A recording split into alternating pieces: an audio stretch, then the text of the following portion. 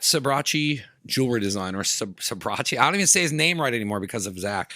He's a sponsor of Now We Go, and he's a sponsor of this show. He's a dual sponsor. He's a gemologist. He's a jeweler. He's specialized in CAD design, and he's also a branding specialist. You need anything at all done in those categories, Matt is the best motherfucker for that.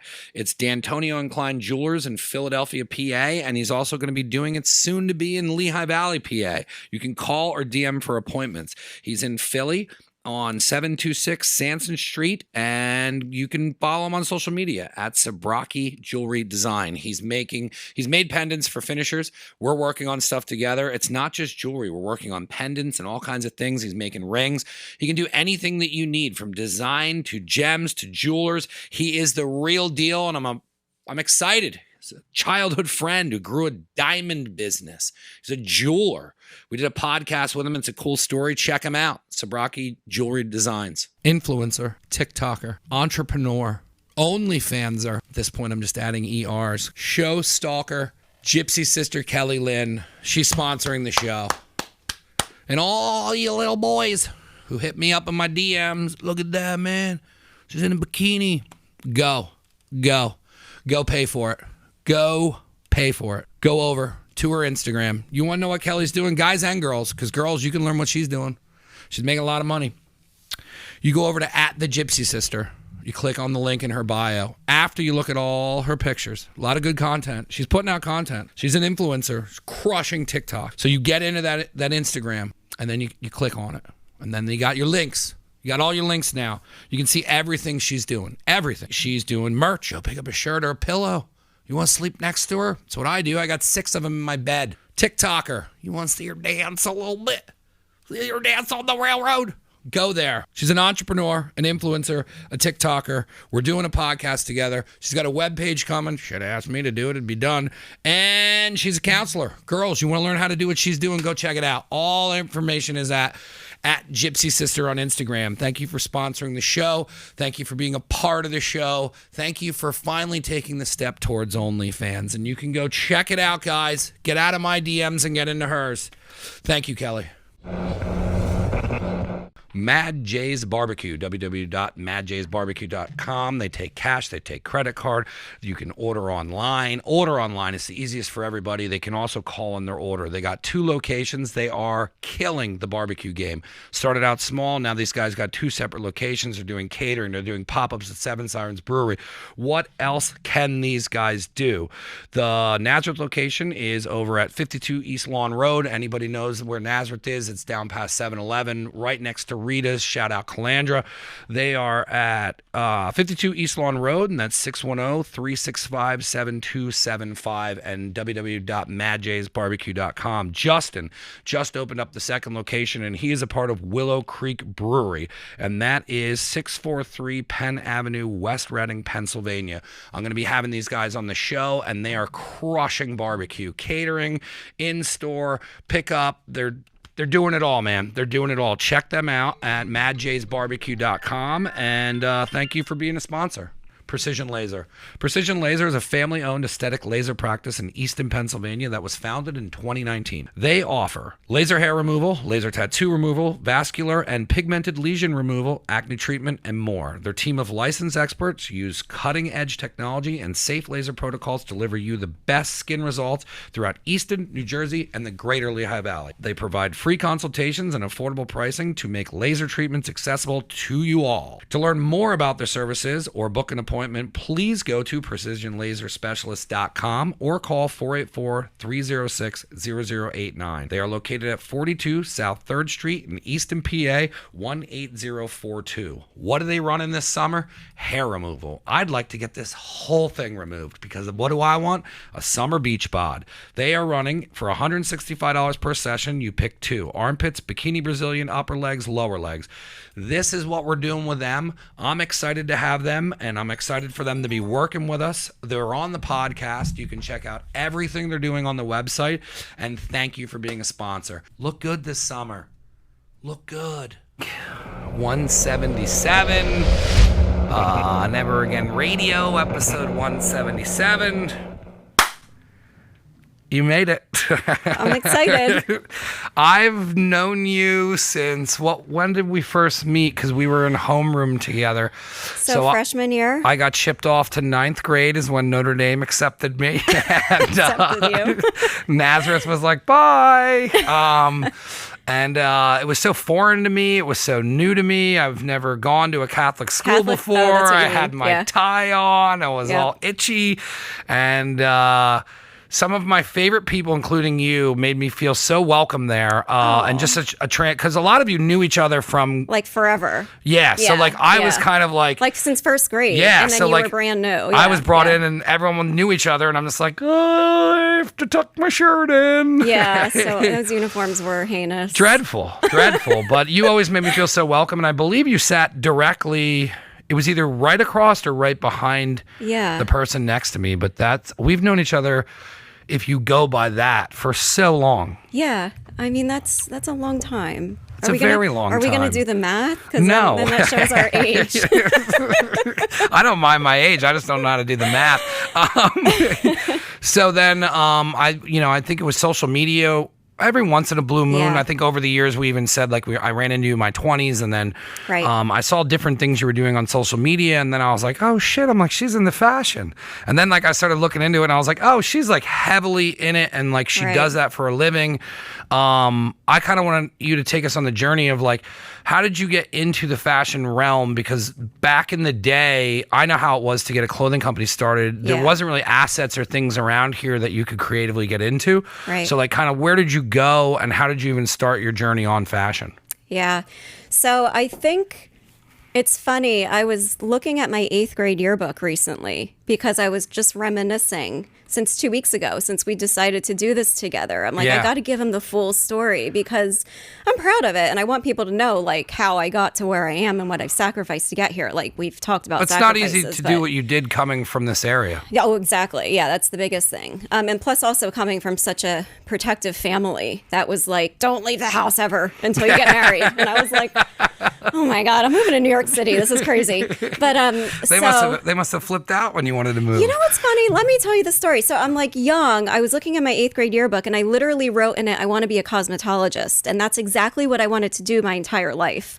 So we're still friends with some of our teachers from St. Jane's, and they laugh because they're like, oh my God, your mom used to put these long braids in your hair. And it was all about, I love the morning time with my mom because she would like braid my hair. And then like when I got home from school, I'd be like, let's do each other's hair. Like it was the weirdest thing growing up. I think a big part of it is my parents are from Sicily. So I learned like Italian culture before I learned American culture. So I just always couldn't wait to get home and like do hair and dress in my mom's clothes. And I think that's where it all came from. But the first thought I had as a child is I'm gonna do hair. And obviously I'm still a licensed cosmetologist, but that was my goal. And I achieved it. And even like, I remember my junior year, I was like, when everyone started visiting colleges, I was like, I'm still going to be a hairdresser, Mom. And she's like, that's awesome. And she was so supportive. One thing about my parents, they have literally any idea I've ever had, they tell me, go for it. And some of my friends are like, what? My parents don't do that. They're like, no, get a real job. You know, I had a friend who. Not that I don't mean that hairdressing's not. That was an amazing job. Yeah. No, I have friends who I see that they have support, and then sometimes they get like bothered, annoyed or whatever with their parents. And I said to the kid the one time, I was like, yo, man, like I know a lot of people, and some people's parents do not do anything that your parents are doing. And sometimes it might be frustrating to deal with your parents, but like they're helping and they want you to succeed. And I said, you have friends who don't have that. And it took me later in life realizing, Same. I mean, everyone always told me my parents were awesome. And then like it took, and I'm glad that I knew before it was too late. You know, cause I'm time goes so fast, and it's like, I'm glad I was able to tell my parents that I appreciate how much they've done for me. Same. But it's huge to have parents who care. Like today, I feel like I'm staying with my parents right now, and I can't get enough of it. I love being with them, and I love the fact that I get the chance to thank them because sometimes it's too late. You know what I mean? So I feel grateful for that. But I remember junior year, I'm like, Mom, I'm going to still be a hairdresser. She's like, that's awesome. I think my dad was probably happy. Good, she's not going to college. Yeah. So, I guarantee you know what I mean? he I'm was. like, no boys. But so Stay in here, right? I started going to Votech in high school, and I know, I'm not going to name any names, but I know some teachers frowned upon that. Like, what do you, like, go to college? What are you talking about? Yeah, Votech was looked at totally different back then than how it is now. It was looked down on a little bit. And that was the first time in my life that I was proud to just continue doing it anyway. Yeah. Because I knew it would get me somewhere, and it did. Like, that counted for where I am today, because I loved going to a Catholic school, and I'm super grateful for it, but it exposed me to a little bit more than, the Catholic world, Yeah. So I got to see other students who wanted to be hairdressers and really the art that they could do with hair. And that was super exciting. So I became a hairdresser as soon as possible, and I did it for 5 years straight. And I just remember, like, I had the best clientele, and I still, like, now I'm Facebook friends with all of them, and I adore them. But I remember, like, doing their hair and being so proud of my work, the color, the cut, everything. And they would be, like, leaving the salon, and I'm like, what I wish I could do is, like, totally do them all over, like, totally, like, dress them. And it's all about the fact, like, it's all about, like, I didn't have a lot of confidence growing up. Yeah. I still like, literally am insecure. I still don't have confidence, and people think I do. I'm, like, terrified all the time when I go into boardrooms.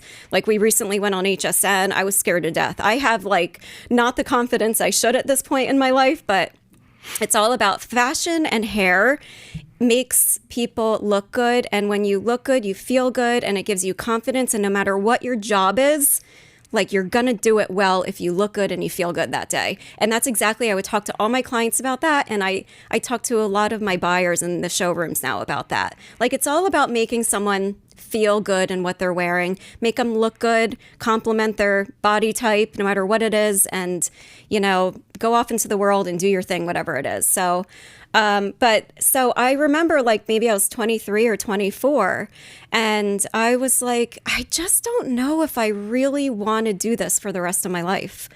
Like, that's such a young age. And I'm just thinking, like, the rest of our life is, like, a long time, God willing. So it's like, this is a long time to be a hairdresser. And I think there's more out there. I had this conversation yesterday with the guest that came on when he was leaving. And I was like, I remember at an early age, because I didn't go to college. I didn't know what I wanted to do.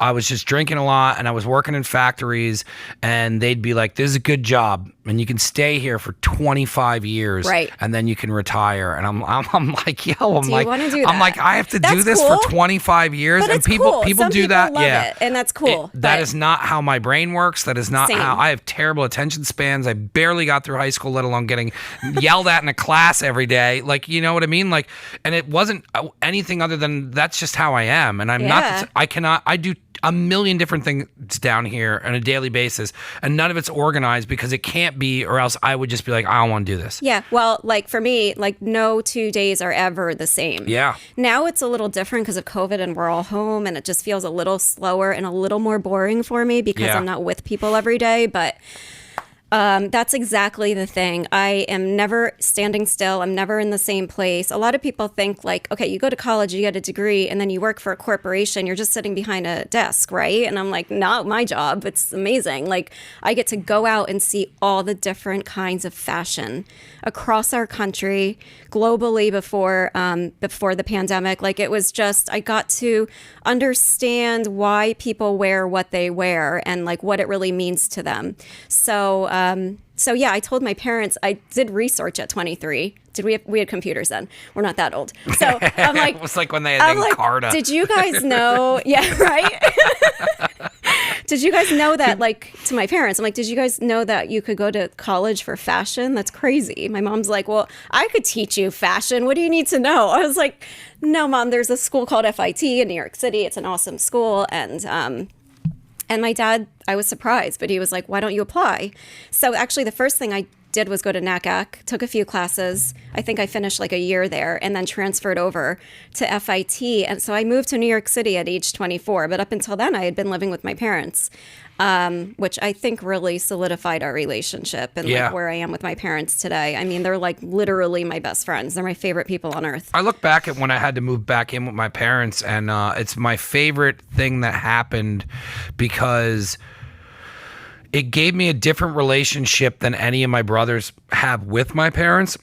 And now, like, we're so tight and close that, like, I'll call my mom and be like, what do you got going on for dinner tonight? And then, like, if it's something I want to do, like, I'll pop over and, like, I come and go as I please at their house. Like, they have a new neighbor and I'm like, hey, I'm Michael. I'm like, you're going to see me a lot here. But, like, even though I'm out of there, I still am tethered. And, like, my mom will call me and be like, hey, you need to turn on this Netflix movie. Like, but we watched movies together. And I'm like, man, I have such a different, I used to look at it as such a bad thing when I was living with them.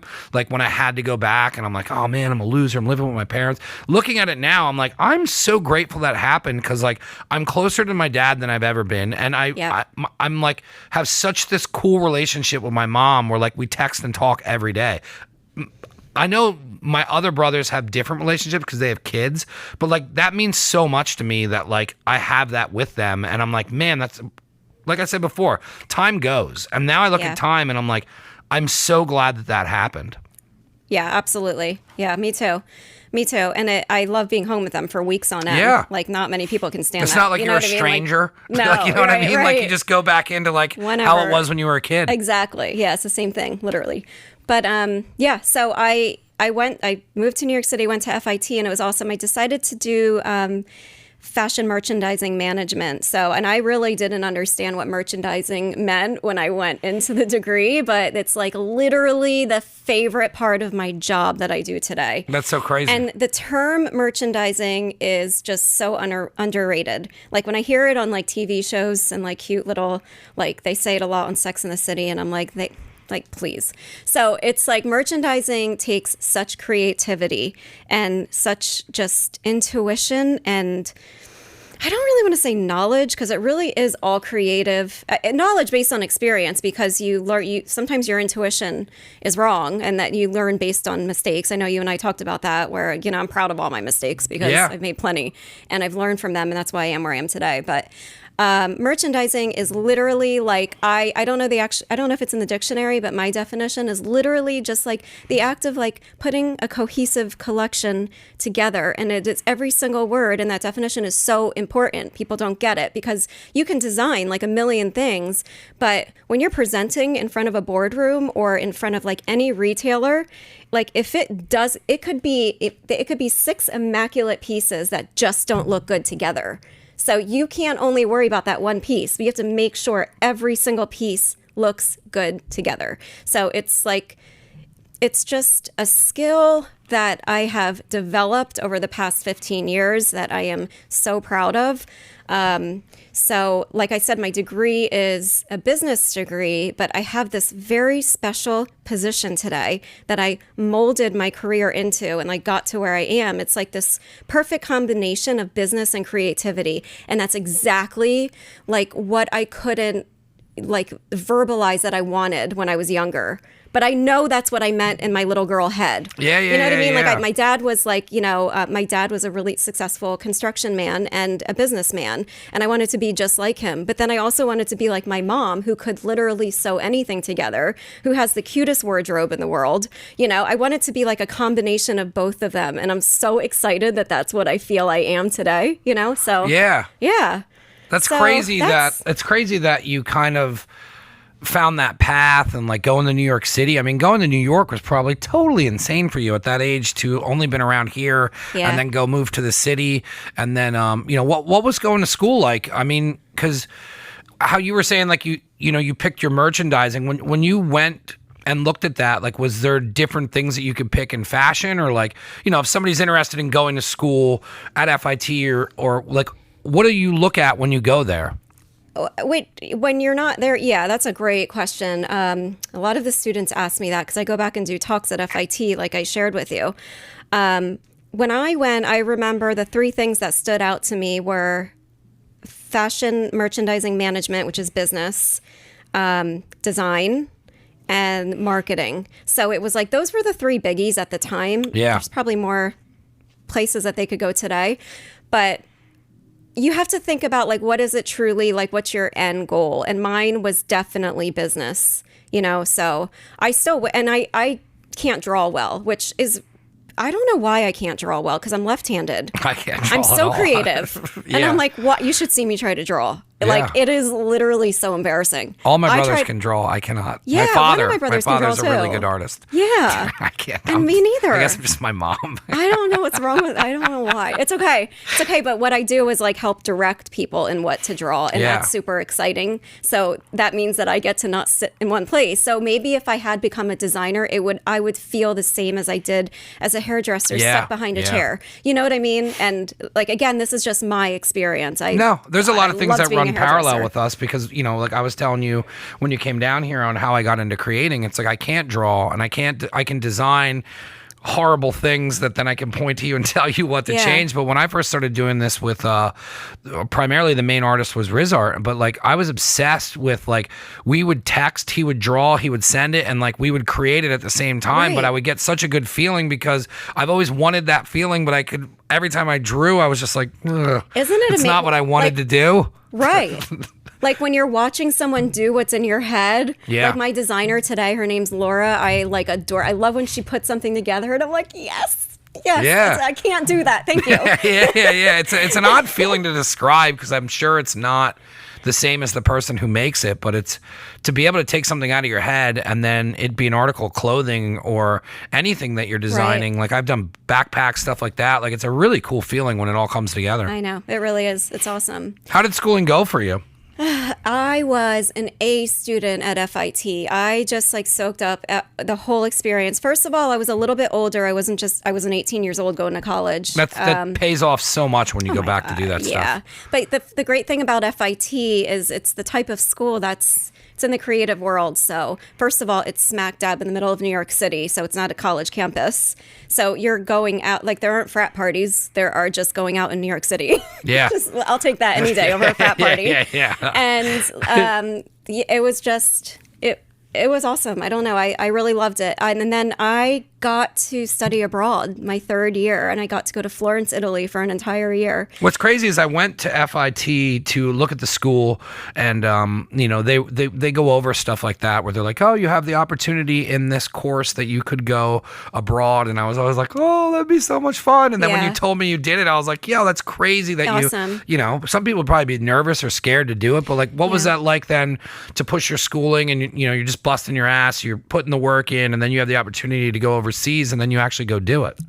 It was cool. It was so cool. I was a little less scared because I was a little bit older. Yeah. But the funny thing about FIT though is that I was going to say it's all different ages of people in my curriculums. Like I had someone a little older than me, like someone my age, people younger.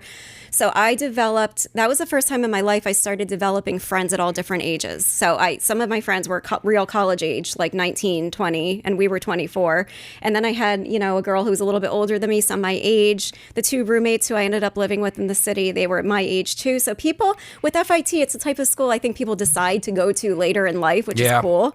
But going to Florence, Italy, when we realized that we could study abroad, I felt totally confident in it because my family's from Italy. Yeah. So that was number one. I'm like, oh, I could do this. But I think my parents were like terrified, even though I was a little older. I'm sure. But, they didn't want you to leave the house. Yeah, I know, right? So there I am in Florence, Italy for a year. It was, oh my God, it was so amazing. I still was looking at my scrapbook from it. It's got to be surreal to kind of like wake up and be in Italy and then like, you know, I have moments, you know, where you look at like, especially like if you're going after something, and you know I meet a lot of people who it's primarily the people who come on the show, and like you know they're you put in the work, and like when you're halfway through that work sometimes and you stop, like I have moments where I was like, man, like this is crazy that you're doing this, but then to wake up in Italy and be going to school for fashion, and like you had your career as a hairdresser, there had to have been moments where you're like, yeah, it had to be probably some of the most fulfilling times in your life.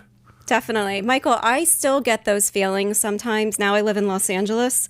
I still get those feelings sometimes. I'm like, I cannot believe I live in Los Angeles. Like, yeah, that's crazy though. This is insane. Not crazy, but like it's awesome that like when I see friends that go out to LA and they're successful and they're doing things and they're chasing after things. Yeah. So it was cool. We got to go. This is what really Was there a school there? Yeah, it's called Polimoda. It's sort of like in the hills of Florence. It was so amazing. We would walk to school. We would cross the Ponte Vecchio Bridge. It's like the famous bridge there to get there. I'm like, this is ridiculous. ridiculous. What was it like when you first pulled up and like got out and was just like, this is where we're gonna be? I don't know. I was just like, I'm so excited. I was excited to learn the fashion and the art and the culture there and really like absorb what it's like to live in Italy. And it was just cool. Like all the cute Italian boys, like it was amazing. It was cool.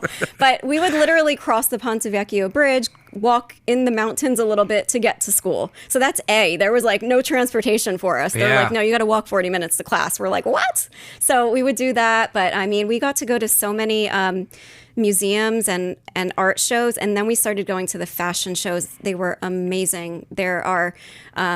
There's fashion shows in Florence that we would go to, and then we would go to Milan as well. We went to 2 fashion shows in Paris and then 1 in London. It was just like literally the best experience of my life. It had to have been. And then another thing we did that really made me realize there's so much more to just selling and designing. Then I realized there's like the production team, the people who actually produce the garments after the designer designs them. Like who's actually making it and sewing it, and what does it take to put that together? All of the technology and different machines and the threads and the sewing and all of this. We got to go to factories and see like what it looks like all broken down from scratch. And it was just the coolest thing ever. You know, we went to cotton mills, leather mills, like all different types of fabrication. And that's got to be such an important thing, just for me hitting dead ends in clothing and, you know, just with production and everything, but to be taken through, like when I started this, I worked at a screen printing factory to understand the behind the scenes of what it takes to get a t-shirt made.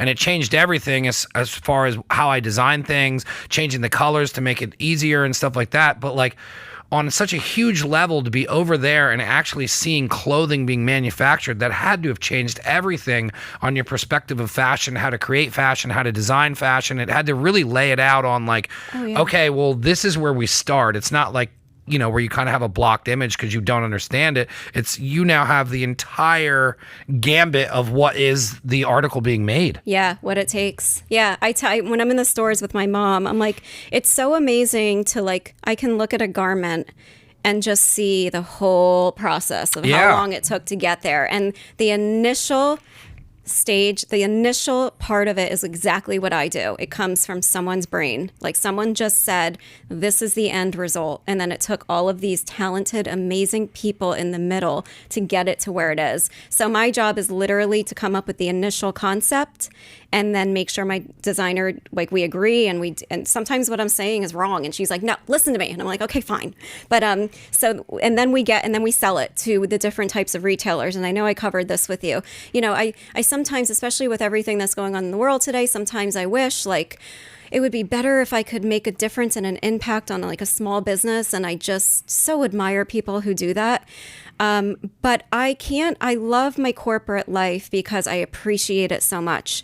I have learned so much from it. Like now I'm telling you all about like what it takes to make a garment, but then what it takes for all different types of retailers to succeed. So I don't just make a collection and it's never one size fits all. It doesn't, not sizing wise, like to selling wise. It doesn't, I have to like literally, we have to make different collections depending on who's coming to see us. So we have, you know, there's department store levels, there's luxury department, there's off-price divisions like TJ Maxx and Ross, you know, the higher end department stores, like it's like Bloomingdale's, Macy's, those guys. And then there's B department stores like Bell's and Boscov's. Like they all require different things. And then we do mass market, which has been a hoot, which is like working with like Walmart and like, you know, all of those like Dollar General and those like mass retailers. And we now do television with HSN and e-commerce, of course, which has become the most important platform. But it's like what it takes for each of these different businesses to actually succeed. Like what markup do they need? You know, what type of product do they need? Who are we targeting? You know, who's the demographic? There's just so much knowledge you have to have before you truly start to feel like you're doing it right and you're starting to understand the spectrum of what it takes for all these retailers to truly succeed together. You know, and and work together. You know, it's like all of it together builds our economy. So it's like, so I get like one store asking me, well, what are they doing? You know, we don't want to necessarily do the same thing. Like, you know, that type of thing. The business part of it like bores some people. So if I bore you, I'm sorry. No, not at all. The entire time you're talking, I was just thinking, what a huge playground creativity wise to just be able to turn and do different things. Cause it's like, you've gone this far now where like you can call yourself a professional. So you mastered these tools where now you get to just use them. And that is the most freeing feeling in the world. So like for you to just be able to just go, I mean, it's almost better that each one wants something totally different, or you'd be doing the same thing over and over and over. But for you to be able to like create something and then change it differently. And then the whole time you're talking, I was like, oh my God, there's so much like you can create so much in there where it's almost like you're working in a playground of just creativity. Yeah, it really is. It is. It's awesome. And yeah, like I said, no 2 days are ever the same. No hour is ever the same with what we do. And that's got to be a totally insane job too. Like you're saying all that and I'm like, I get it now. Like you're probably spun all day long. It keeps you busy. Yeah. Keeps you on your toes. Like it's it's like, you know, it all sort of ended up like we were just talking about this before. We both were told many, many years ago that it takes about 10 to 15 years to truly feel like it's all worth it. Because like I would spend 2 to 3 years in each of my positions working my way up in the corporate world to get to where I am. But like within each of those jobs, I just did a fraction of what I do today. Yeah. Because you had to like really learn it to the point where you could do it in your sleep. So I for 2 years worked with just the off-price world, just like the Marmax, TJ Maxx, Ross, all those people. And then I learned department stores, how they function. And that's all I did. That's all I focused on, you know, as an account executive. And then I started realizing like how important like it is to merchandise well, because sometimes what you're given, you don't think it looks good, but you have to be the one to go out there and sell it. So I'm like, wait, this is where I could use like the merchandising part of my degree.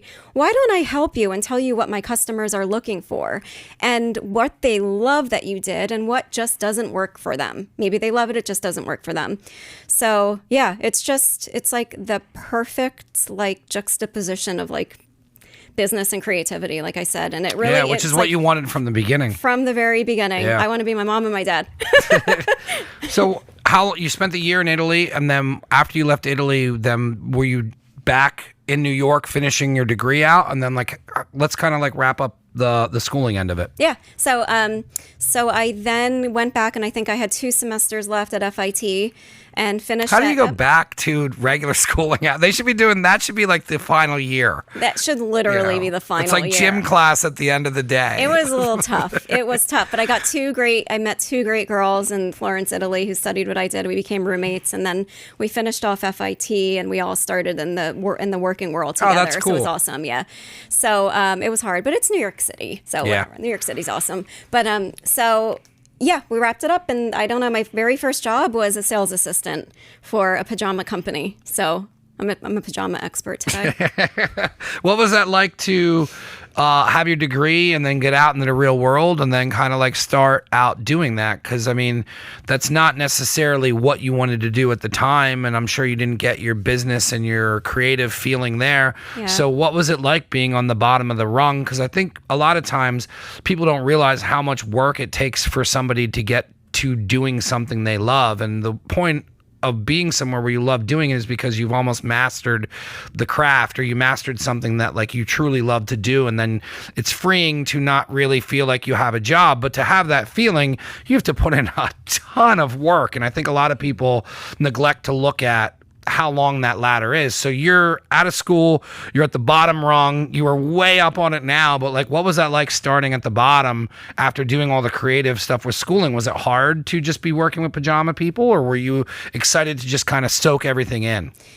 So one of my mentors told me that long ago, and I carry it with me today, no matter what task you're doing, pay attention to it and get something out of it. Do you love it? Do you hate it? Are you good at it? Are you horrible at it? That's such huge advice. Yeah. Like, so pay attention to what you're doing and modify it and tweak it from there. So my first job was as a sales assistant with a pajama company. So I I learned the business of selling. So Yeah. that was phenomenal. So That's I couldn't, huge. Yeah, I couldn't complain. And I worked with such smart people who I'm still friends with today. And that was the best part of it for me. But that's exactly what I did, what my mentor told me that long ago. I was like, okay, what do I want to do next? So let me create goals, because you know what happens in the corporate world? You can sometimes end up doing the same job for a million years, which is exactly what I wanted to avoid.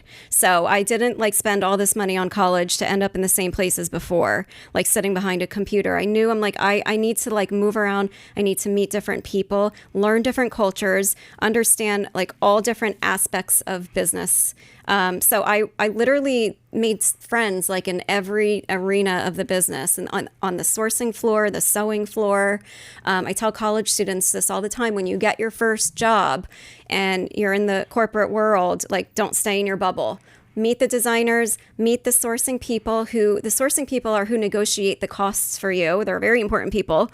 The production team who makes sure that everything is being produced up to par and correctly, exactly how it was designed, and meet the everybody, the marketers, so I literally made friends like in all different areas of business. And that's how I did realize that I love where I am selling, the business of selling, because I personally loved being in the boardrooms, like presenting, and I would watch my boss present and be like, okay, that's awesome, because she has this great rapport with the buyers. How was that something that you fell in love with when you're super nervous and shy to present?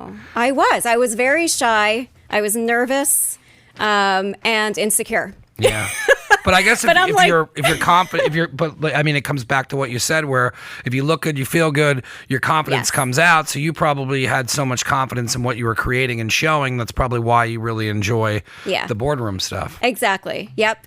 I was a nerd about what exactly everything getting done perfectly well and like who it was going to.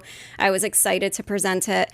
And you know what? I tell people who are nervous, sometimes nerves are endearing and people feel bad for you, so they'll just buy it for you because they're like, this poor girl.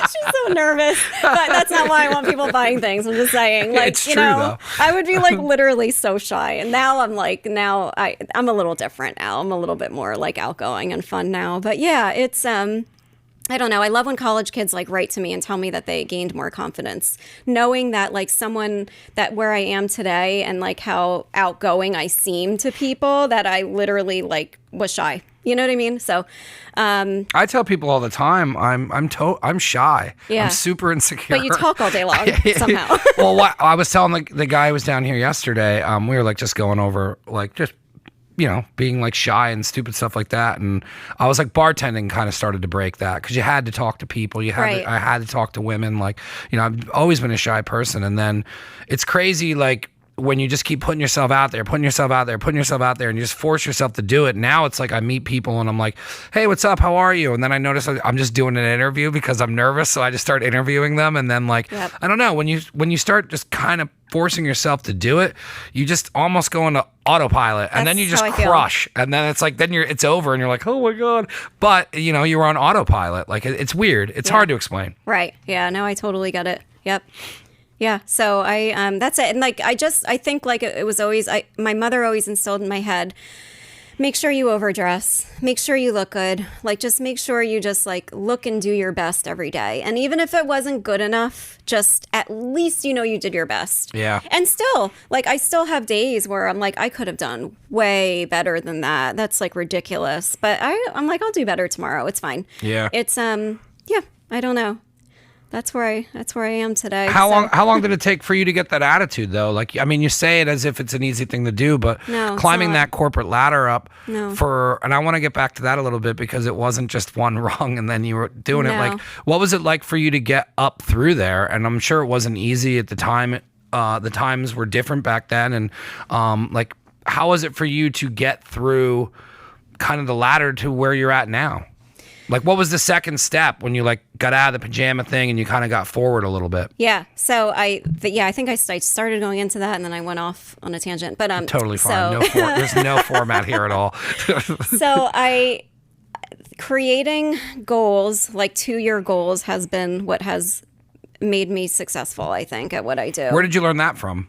my own head. Yeah. Okay. That's So a perfect timeline, though. it's like a good timeline Yeah. because if you know what I used to hate when I would go on interviews and people would say, where do you see yourself in 5 years? I'm like, 5 years? I can't even answer that question yet today. I'm like, Yeah. I don't know. I hope somewhere really great, but I can't tell you exactly where. Somewhere warm. Yeah. Right. Somewhere really cozy and warm. No coyotes. But I know. So I think I learned that from my interviews when people would ask that question. And now I interview today. I interview candidates all the time. Not often, but like anymore. But like when I have, I'm like, okay, what are the best questions I can ask these people that are like reasonable questions? What did I used to hate? So I'm like, 2 years is the perfect thing to ask someone because I think that truly, if you're a hard worker, it truly does take like 2 years to master a specific role. And like I said, like each of my 2-year increments, I was mastering a different area of business. Yeah, because you figure the first year is getting it down, and then the second year is getting it better than it was. Exactly. And then it's like you don't really need to do anything more after that, especially after you, because I mean you know. When you do get it and then you make it better, like that's how I always was with cooking and different things, is you're always just trying to like dial it in. So it's like when you dial it in, it shouldn't be more than 2 years. And then if you do dial it in 2 years, why would you want to do another 3 of the same exact thing of that, or where you could turn and learn something totally new? Totally agreed. Yeah. I think you need to, get to that point where it's a really cool perspective to look on work, and especially if you're at somewhere where you know you're not going to stay, but you need to put your head down and work to learn. Because I think a lot of people get caught up in being at a job and then they hate it, and then that's what they focus on, where if they were only focused on being there for 2 years and focused on learning the craft, their turnaround and their attitude and everything would be like, all right, I just need to get through this, I need to learn this, and then I need to move forward. That's really cool that you came, that's how you work. Yeah. I don't think anyone who feels like they hate their job, like, don't look at it that way. Just look at it like, okay, why am I here doing this? I'm trapped. Yeah, like, don't feel trapped. Like, why are you there doing it? And like, nothing's ever permanent. My position today is not permanent. Like, nothing's permanent in life. So just see where it will get you, you know? So I feel like never feel stuck, and if you feel stuck, make plans to move. It's not going to happen overnight, but make plans, you know? So, what was I saying? 2 years. So you were at my 2-year increments. Yeah. So I would like move around. And I remember at one point in my 6th year, I actually, you know what, Michael, I was a sales assistant for 2 years. And then I wanted to become a junior account executive. This was like, when I was a sales assistant, I was like, let me look all the way up the ladder and see. And like, I needed to know why. What is my reasoning for getting up the ladder? To me, it just felt like I love the corporate world because of everything I'm learning and because of who I can help and who can help me in this world. So I love it. So the higher I go up, or like the more out I go and the more I learn, the better for everybody, for me, for the people I work with. So I was a sales assistant for 2 years, junior account executive for 2 years. I was an account executive for 2 years. Then I got to senior account executive, and I remember like life was good. You know, I was like in New York City, I'm a senior accountant, like everything was great. I was in that position for 4 years and I was stuck and I couldn't like break that ceiling. And I remember feeling like, I don't know, maybe I was like 30 years old or 32 at that time, but no, maybe like 34, I don't know, whatever, like early 30s at that time. And I'm like, I need to like this, I need to break to the next level. And there just wasn't a position for me at that company at the time. And I remember someone saying to me who was like not happy that I was looking to leave because I wanted to get to the next place. And I was like, I'm going to be very blunt. And this is not arrogant whatsoever. This is just confidence, which is something I never have until this moment. This must have been like when this was the first time I think I ever truly felt confident. I'm like, I do such good work, and I've, done sales, and I've done this for like 6 or 8 years at that time, whatever it was. Like, I want to direct. And at that point, I wasn't merchandising. I wasn't working closely, hand in hand, daily with designers like I do today. I was just a seller, and like, I don't mean that in a bad way either. Like, I talk about my own experience. Yeah, and it's I'm what like, you wanted to do. Yes, I wanted to branch out, which like you could literally make a really nice living just being a seller. But I'm like, I want to go into the creativity section of this. I want to direct. That's what I'm doing. And I made the leap, and it was risky. It was a really risky leap. And once again, I was just so happy I did it. It was like the second time I felt risk in my life. The first was when I just moved to New York City just to actually go to college. So did you go with another company at that point? I did. I went with another company. And that's also important to point out, because you don't have to stay with places, and I know people who have been at places long term, and you almost feel bad that you have to do it. But if they're not going to give you what you want and the things that you want out of your life, you're just now working for them. And then if you're not happy, you're not getting anything out of it anymore. And what was the point of the entire journey if you're not enjoying yourself? So it's like, and that leap is also so hard to make because you're now uncomfortable. And sometimes where I'll be like, oh, I'm anxiety, and things will be going on. I'll be like, what is going on? I'll be like, dude, you're changing, and change is uncomfortable. And lots of people like to stay in the same place because it's not uncomfortable. Right. And then it's like, so sometimes like I'll be like, oh, you're growing the show again. Of course this is going to be uncomfortable. Of course this entire year is going to suck because you're no longer complacent in doing what you used to do. And I think a lot of people are scared to take that leap. And if I wouldn't have taken the leap and quit the post office, we wouldn't even be having this conversation. I wouldn't be running my own business. Like I would just be at the post office. Right. And I wouldn't be happy. Right. So it's like, it's important. When people are scared, you should be scared because it could alter your life, but it could also alter your life in a better way. And for you to be nervous and to take that leap, but if you wouldn't do it, you wouldn't be you wouldn't be happy. Right. You wouldn't be doing all the things that you love to do. All the schooling wouldn't have been worth it. All the life experiences up at that point, you still are not at the area where you want to be, where you're your mom and your dad. So sometimes you have to jump from one area to another, and it's not fun, and it's scary, and you doubt it, and you're like, I don't know if I should do this, and you're calling your friends and whatnot, and ultimately, I think that it's usually yes, you should. If that's how you feel, you should take a chance at becoming happy. Right. And I'm glad you did it. Yeah, Most definitely. people don't. Yeah, definitely. One of my favorite things someone asked me was, how do you know you're going down the right path? One of the seniors at FIT asked me that this past semester. And I was like, for me, I knew I was always making the right choice because I was like scared but excited. Yeah. Scared. And it actually feels like you're moving too. Yeah, and very cognizant that it could go wrong. Yeah. Like it could go wrong and it could have been the wrong choice, but I was okay with it if it became the wrong choice, So that's how I always knew that I was going down the right path in this world, so.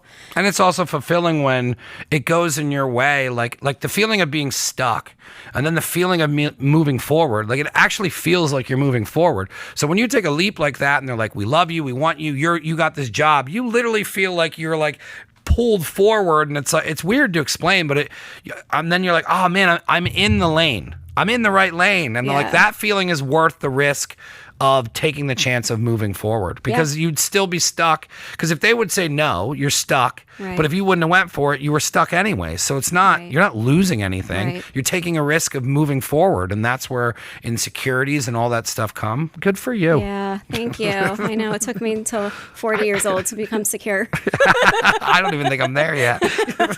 I'm still working on it. Yeah, so At least you're still working. Yeah. So you jump over, and then now you climb the ladder even further. And I literally taught myself how to direct because nobody taught me how to do that. What do you mean by direct when you do that? Like, I was responsible for the division. So I was responsible for the salespeople, and to a certain degree, I was responsible for everything that was being designed because it comes from my idea and initial concept in my head. But where that comes from is knowing what all of those different retailers need, all those different increments of year, like all those different increments I went through, all those different years, learning the different types and angles of different businesses. I was like, I'm going to put this all together and I'm going to help this company literally design anything for anyone at the right price, whatever they need. We're going to do this together. And I work with such a phenomenal team right now. I have an amazing designer. I have an amazing sourcing person. The sourcing, again, is like the person who literally works with the factories and tells them like exactly what we need as far as materials. Do you build your team? You know what? My team today, I built like half of it, but I walked into a team. Yeah. And then, in the fashion world, it's like a revolving door. Yeah. I try to stay put as long as I possibly can. But I've been with this company. I just recently got promoted to VP, which is super exciting. So I was a director for 4 years. Yeah. And I finally, but, I think like that 2-year thing is now becoming like 4 years, because when you're moving into like higher, more responsibility positions, I gotta stretch out that 2 years because I can't master what I do today. Yeah, Like I have another 4 years to go what I'm doing today. Yeah, it's a way different area of learning. Yeah, definitely. And like area of like stress and like what you're responsible for. Like literally at the end of the day, if something doesn't sell, like it's my fault. And I have to because this was interesting when you were explaining what you do. So walk through like what would be like you're presenting something. So like take us through like if you like the entire step of like you work with this person, then we create the line, then we take this, then we take it to a meeting, then we tell these people, and then you have to hope that sells. Yeah. That's crazy. This is a perfect time. This is a perfect time to ask me that question because just this morning I handed over the line plan is what we call the entire collection of what we're going to be presenting. So we work in 3-month increments. And the collection, just to explain, would be as if like, say you go into a department store or anywhere and there's like, it's like what the summer fashion is for the summer. Yeah, and my specific area is loungewear and sleepwear. Yeah, lots of linen. You work with a lot of linen. You know what? We don't work with a lot of linen. How dare you? It's the summer of linen like for linen? me. Yeah, Oh I my switched God, over. I love that. I stopped. That's all I wear all summer now is linen. Oh, my designer's gonna hear this. Summer Laura, linen. Listen, tune in. Yeah. Okay, so I literally handed, and we work 9 months in advance. So I handed over today the line concept, the initial line concept, which is an Excel chart with everything that we need to see at the end of the day for Christmas 2022, if you can believe it. So it's a little bit more than 9 months. And that's something else that needs to be explained is you're working opposite because that's what was the hardest thing when I started getting into making t-shirts and starting a clothing company. It's like, my friend Ramane, she's into fashion and everything. So I talked to her and it's like, you should be working on I should have my fall and winter stuff done. And then in fall and winter, I'm working on summer. Like you're almost behind or ahead of the season. I forget how it is. Yeah. So we're all over the place to the point where I never even know what year it is because we're literally like shipping things this year that we sold last year. It's got to get confusing. It's like ridiculous. It's so backwards. And then the older you get, the harder it is to remember what the heck year it is. So it's funny. Like it's funny when we're sitting at a table and we're like, okay, what year are we? I don't even know what day it is anymore. Yeah. So I asked the barber this morning. I'm like, is it Thursday? He's like, yeah, Mike. I'm like, cool. Yeah.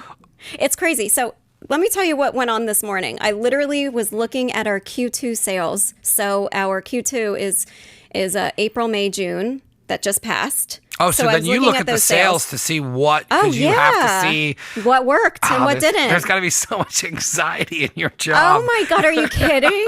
I'm stressed all the time. And I can laugh finally after 15 years. You would have to. I used to get so stressed. It wasn't funny. Now it's hilarious how stressed I am. But yeah, so I'm looking at previous sales from the past 3 months to know if what we're showing in the future is good. Sometimes we have to tweak it. I'm looking at what we're literally shipping into stores right now as we speak. Is anything running late? Is it set up properly on the floor? We go out to the stores too, which is another fun part of the job. It really got taken away from us with COVID, but we would go out, shop the stores, make sure everything looks perfect. But that's awesome because it's got to break up the stress. It's got to break up the boardroom stuff. You would have to let somebody do that or else you guys would go crazy. Oh yeah, definitely. Yeah, we would go nuts. We still go crazy. Yeah, but I mean, it's got to be okay, we can get onto the floor. And then it's it's like a field trip. Yeah, exactly. Yeah. I miss our field trips. I can't wait until we do them again. But so yeah, and then we're doing initial concept for our future collection. So I literally just handed over this morning the line concept to my designer for Q4 of 2022. So next year, not this coming October through December, next year. How long of a timeline do they give you to create it? How much of a leeway? Is it a couple weeks, or they're like, hey, we need you to get this Christmas stuff done, you have 2 months, or how long's the actual creating process with your team? Because I mean, it's got to start somewhere. I mean, is it you kind of just kick around ideas and then you start creating it, or what's the entire creating process like? Yeah, so today I handed over the line plan, and then my designer will start researching So do you make the line plan up? Myself. Yeah. Yep. I make it based on what has sold in the past and based on what my intuition is for future trend. Yeah. So it's those two very important components. So that's why I have to look at past sales and then also look at the fashion that's out there. I look global instead of domestic because I just love, Italian and Parisian fashion. And then we kind of like trickle that down into like our loungewear collections. And then when we're presenting, we're like, oh, this is where the idea came from. It's really great. But so my designer with the line plan will be, I literally tell her how many prints I need on each group. And like she literally starts like drawing the artwork for me. And again, the artwork is also based on what sold. Like what were the best colors? What were the best patterns? Were solids stronger? Were prints stronger? Like everything is just based on what actually sold in the stores and online recently. So she creates that, and it takes about with this particular collection that I just handed over the first paperwork today, we'll present it in February. So that's like 6 months away from now. And then they're literally making placements in February for that Q4. So come February, they're going to be placing those items for October, November, December in store next year. So basically we already have all of our production in the works all the way up until summer 2022 at this point. Yeah, that's what I was going to say is then do you switch over and do summer, or is there another team working on summer? No, we do all the seasons, all the years, which is why we never know what day or year it is. Yeah, like that's what I was going to ask then is like when does it slow down or when does it break There's like literally it's a 3 month like turn. It's like it's a hamster wheel. I would love doing it. You know what I mean? Like, so but that's fun. Yeah. So if you're into like, I mean, and obviously you are because you don't get to the level you're at without working and being and really enjoying work. And that's one thing that like, you know, I used to be at jobs and I just say like, I just want to work. Yeah. And they'd be like, what do you mean? I just want to work. Can we just work? Like, Right. I need to work. So like, and I need to create. So like, I've always wanted to get into what you're doing. I never knew how to do it or could stay in class long enough to do it. But then hearing this now, like that's you are so lucky to be able to do that all day long and then just create and do that stuff. There's so many ins and outs with that, the creativity and the dump offs, and it's got to be so much fun to do what you're doing. And then to look back on it and be like, you know, I'm sure you made it sound like it was just, I'm working. I'm sure it was a really long road to get there, but like to be where you're at, it's got to feel awesome. It does. Yeah, it does. And like the long journey to get here wasn't always like as exciting as it is today. No. You know what I mean? Like there were like years that I was sitting behind a computer literally that I knew where it would get me. Yeah. And but that's the stuff I look at that I've done with this where I'm like, all right, most of the people I know wouldn't have done that. Wouldn't have stayed here, wouldn't have put up with it, wouldn't have done that. And like, you know, you look at growth and you look at stuff that people don't normally do. And then, you know, it's easy to look at people and be like, oh, it must be nice to be up there. But then you don't realize the sacrifices that they've done and the life that they had to live in order to do that and all the different things that go on in somebody outside of their life, you know, on top of work. But like, you know, it's crazy, not crazy, but like, hats off to you for doing that. That's not easy to do at all.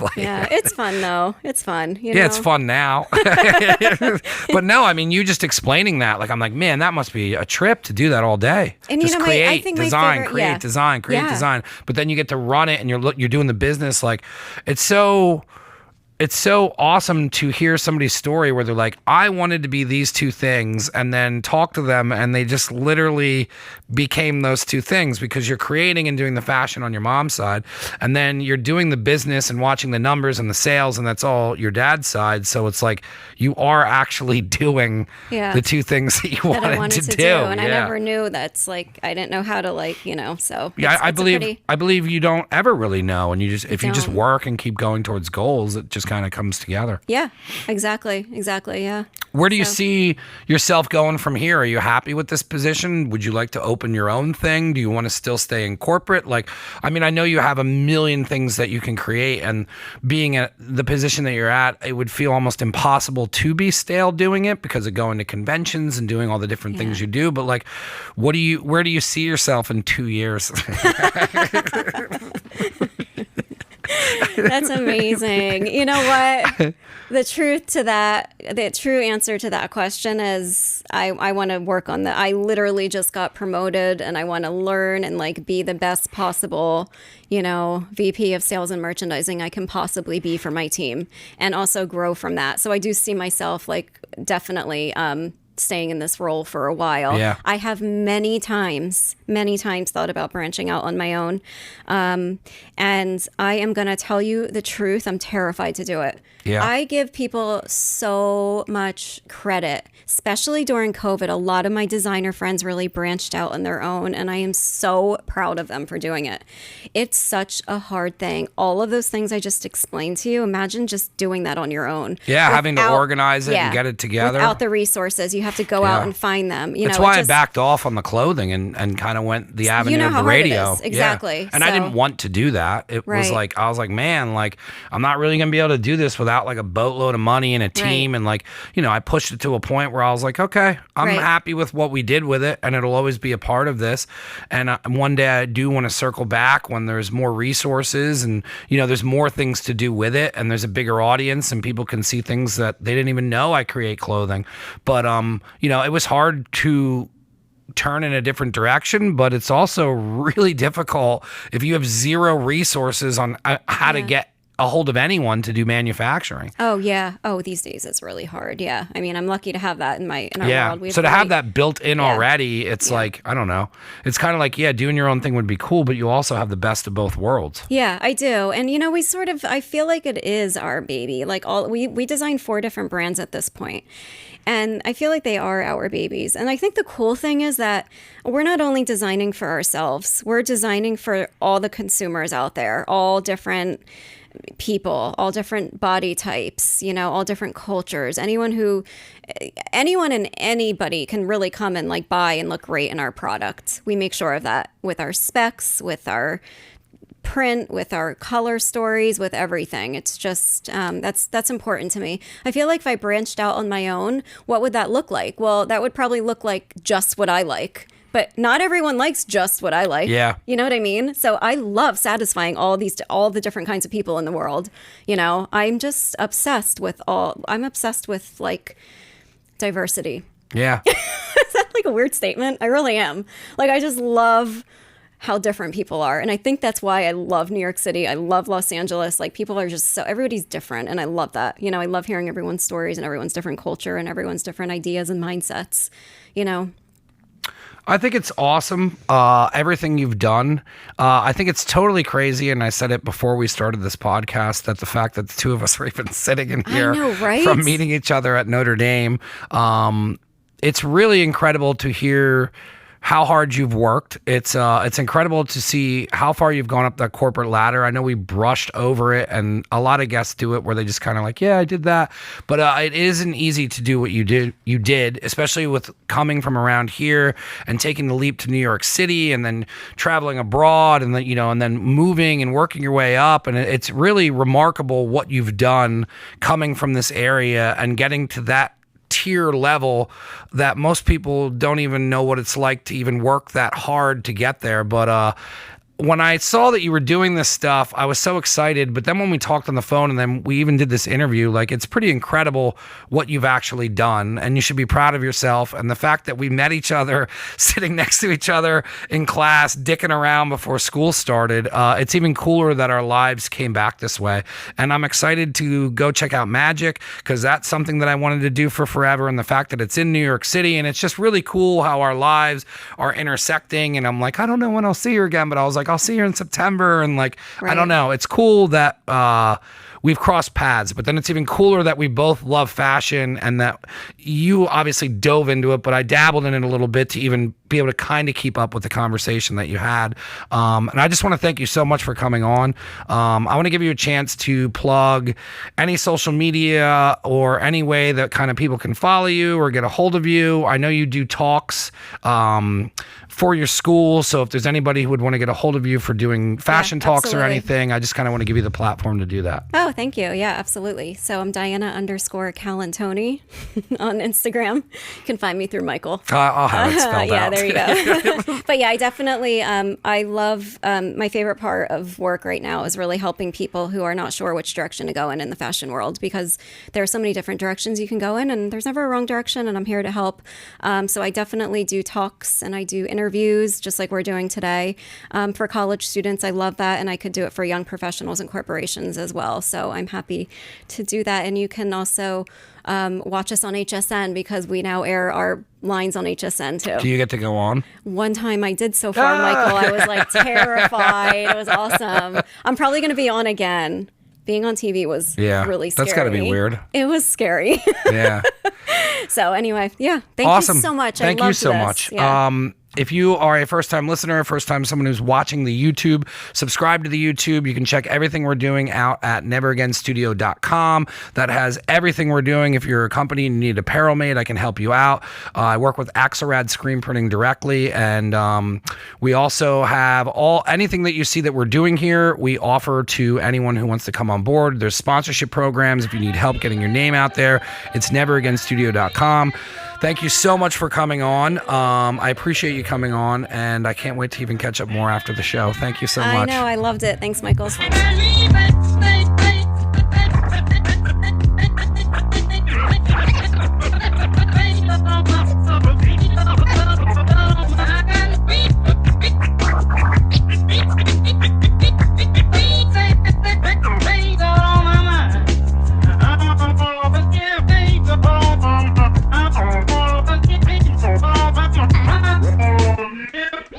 Oh,